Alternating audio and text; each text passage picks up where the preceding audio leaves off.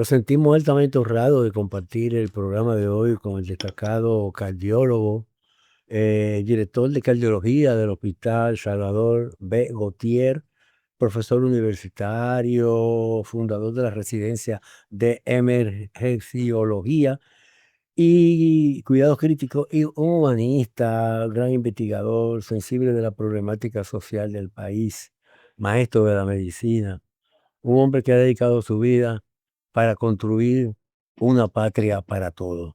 Le damos la bienvenida al doctor Fulgencio Severino. Doctor, bienvenido a Pulso Nacional.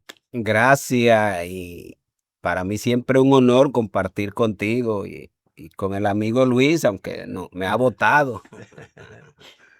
Doctor, ¿cuál es, desde su perspectiva como médico y cardiólogo, el principal problema que enfrenta actualmente el sistema de salud dominicano? Bueno, se pudiera decir que fundamentalmente de acceso, y dentro del acceso los dos componentes básicos que son lo de la prevención y lo del tratamiento, o sea, la curación. Como ustedes saben, las enfermedades producen muertes y la muerte son evitables con medidas de prevención, y de cada 100 muertes que se pueden evitar, en el caso de la cardiología se estima que entre 55 y 70% son por prevención. Hay quienes plantean mucho más. Y esa prevención tiene varios trayectos o momentos, como pudieran ustedes entenderla. El primer momento es la prevención primordial. Prevención primordial es evitar que aquellas condiciones que van a hacer que el corazón se enferme, prevenirla. ¿Cuáles son esas? Hipertensión, fumar, los problemas del colesterol, la diabetes, Se ha hecho una leyenda con lo del colesterol. la obesidad.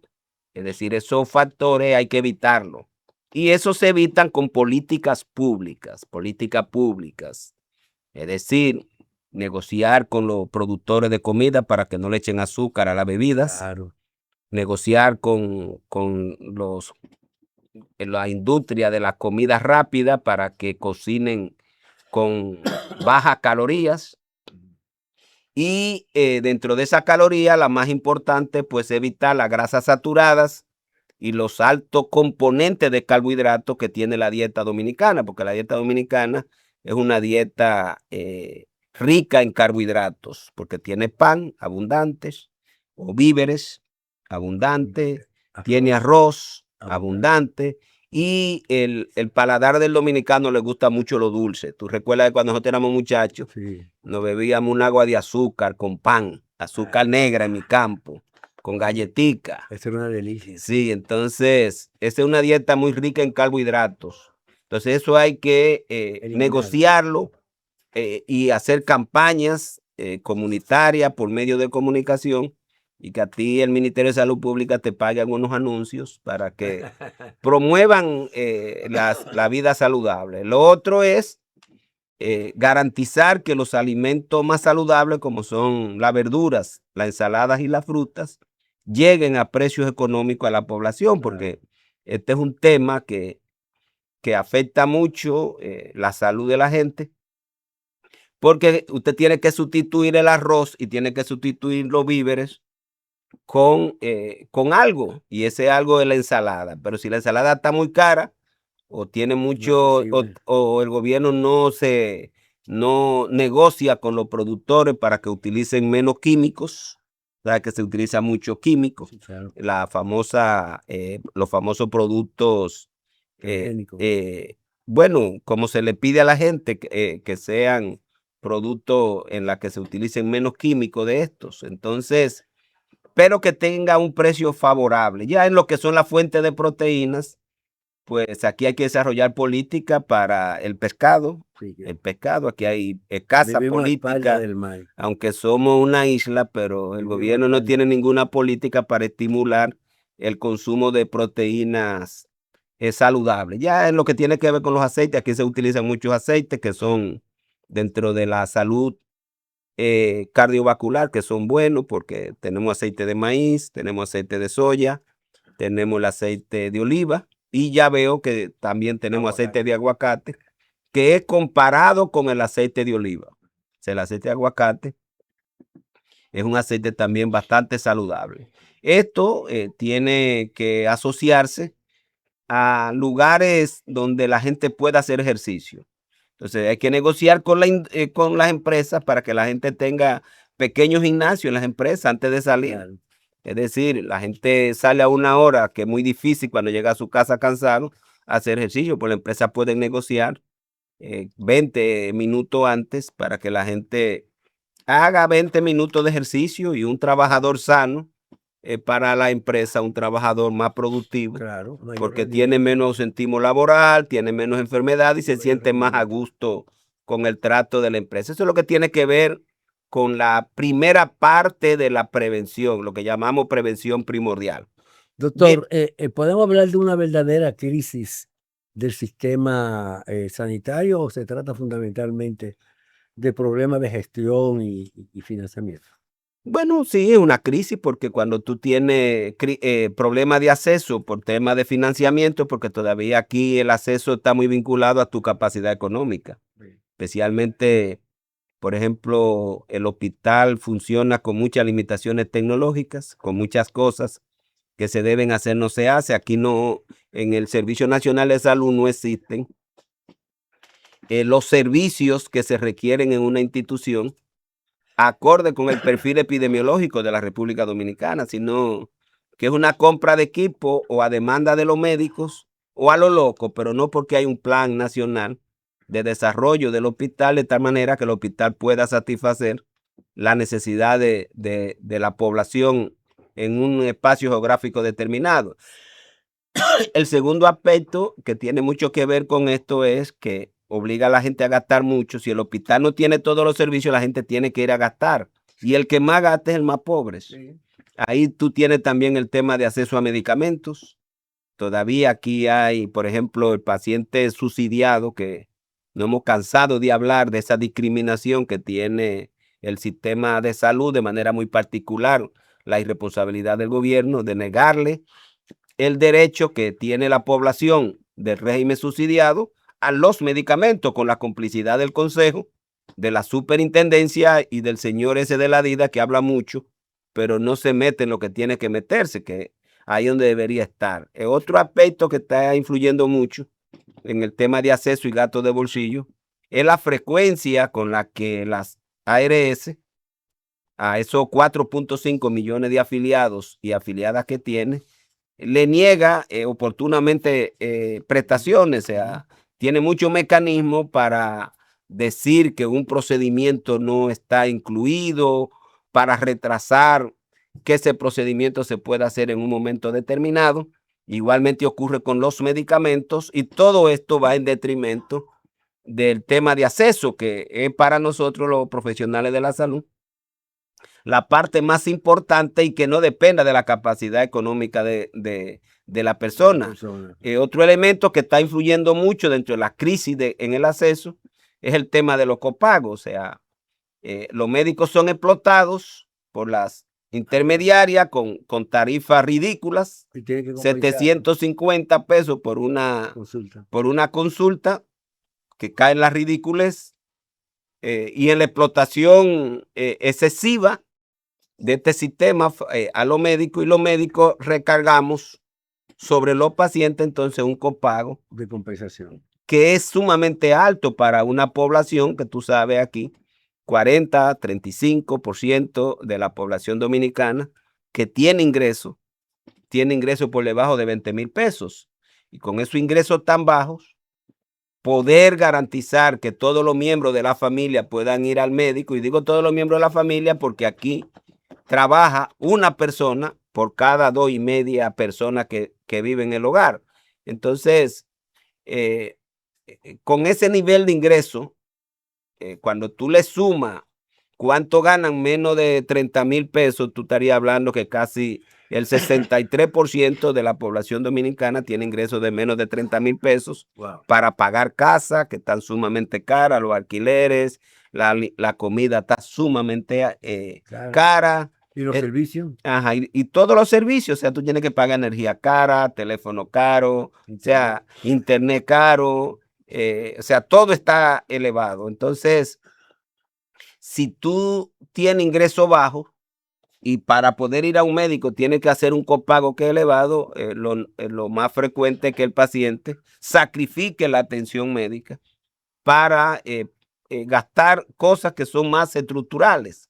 Y en ese sentido que uno dice que este sistema todavía depende mucho del hospital público, pero el hospital público debería garantizar que esos pacientes que se atienden ahí con una ARS determinado, el hospital le garantice los medicamentos de forma gratuita o sea vía Promeses, sea vía que vaya a la red farmacéutica nacional, pero aquí hay una crisis de acceso. Entonces, cuando tú tienes una población pobre, es una población altamente enferma y eso se sabe que a mayor pobreza se vive en comunidades mucho más estresantes y el estrés crónico es causante de muchas enfermedades. Por eso casi en todos los países donde se hacen estudios, se sabe que mientras más pobre tú eres, mayor es la tasa de mortalidad, menor es la expectativa de vida, mayor es la prevalencia de factores como la hipertensión, la diabetes,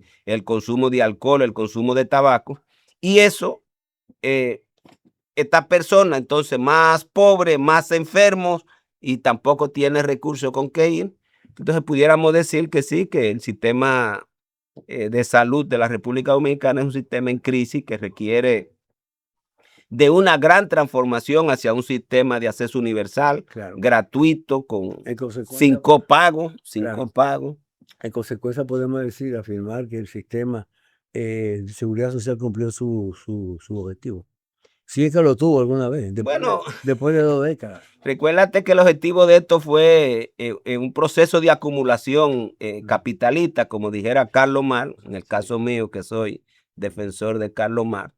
Es un modelo de acumulación fácil, rentista, al menor esfuerzo, donde a ti te dan dinero para que tú garantices atención y luego tú lo que haces es que economiza el dinero negando atención. Entonces es un sistema perverso de acumulación que cada año le deja esa intermediación aproximadamente unos 20,000 millones de pesos Wow. todos los años. Entonces desde esa perspectiva, que fueron los objetivos principales de la reforma, tanto en salud como en pensiones, de garantizar que esa intermediación vinculada al sector financiero de la República Dominicana, que es el sector que Carlos Marx llamaba el sector no productivo y que algunos le llaman el sector parasitario de la economía, porque cobra sin trabajar y sin producir nada, y es el que más beneficio cobra, y es el que se apropia de la mayoría de los bienes que se producen en la sociedad, entonces, o al menos de los inmuebles. Entonces,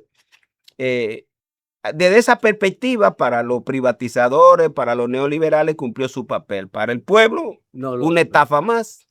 Una estafa más, igual como pasó con la privatización del servicio energético en República Dominicana, que se vuelven estafas, porque el pueblo sigue padeciendo las mismas limitaciones que hemos estado viendo, paga servicios mucho más caros y no ve que hay una mejoría en su situación.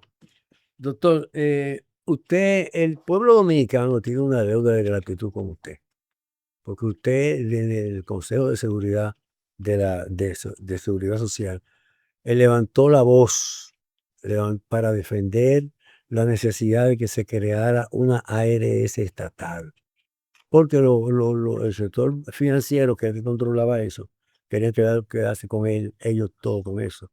Sin embargo, surgió SENASA. El SENASA se debe a su esfuerzo, a su trabajo, a su dedicación para eso. ¿Cómo usted ve SENASA actualmente?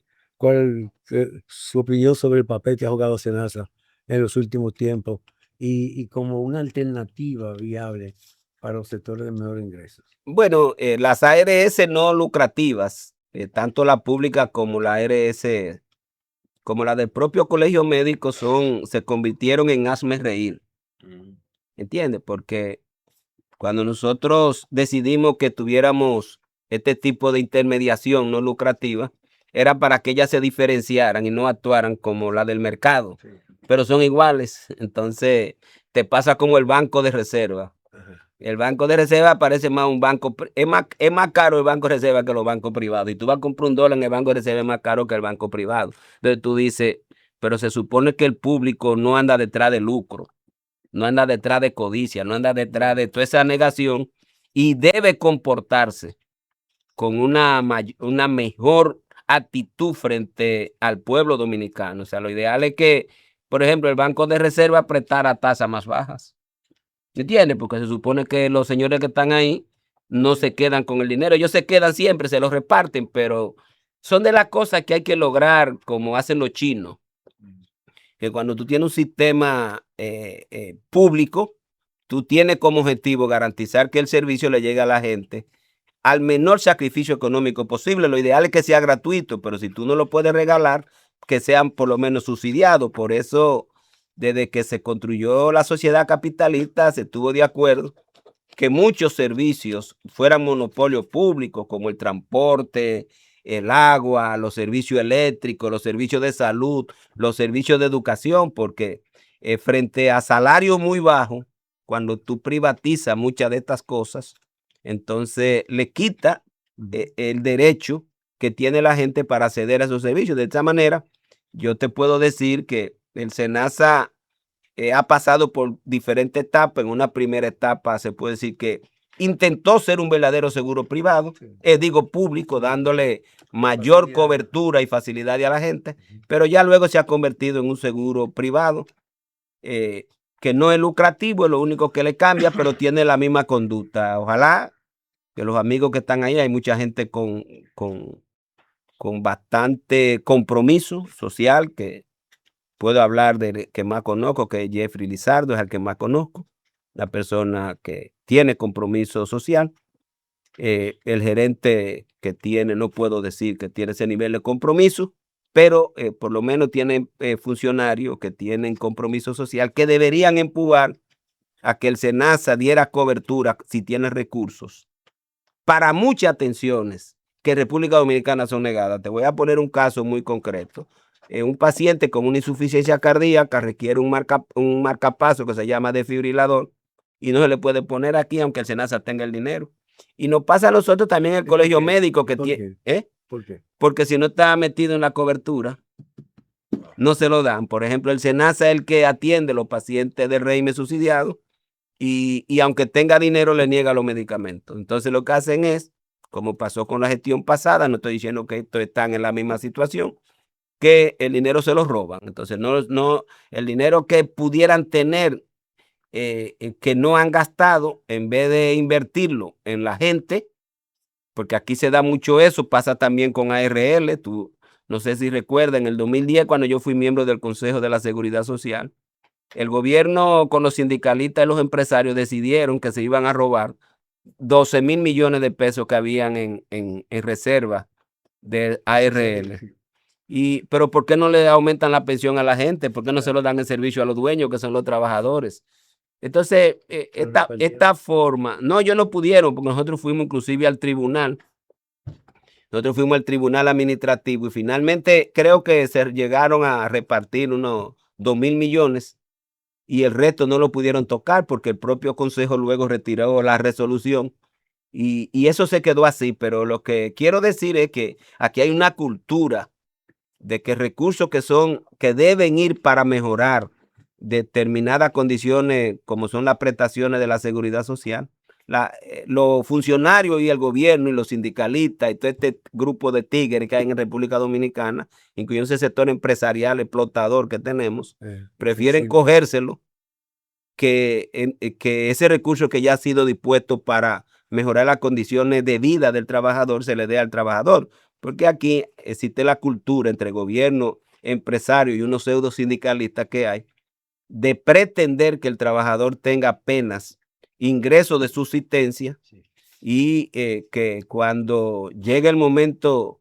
de irse de este mundo, pues que se vaya y deja a la familia totalmente abandonada. De esta manera que hay muchas tareas por delante, hay muchas cosas por hacer, pero nosotros nos sentimos, y con esto concluyo tú preguntas sobre SENASA, nos sentimos pues satisfechos que la gente tuviera mucha confianza en el SENASA, nada más que le llamamos a los gerentes del SENASA que se comporten como un seguro público y no como un seguro privado. Bueno, vamos a una pausa, doctor, porque hay mucho más en Pulso Nacional.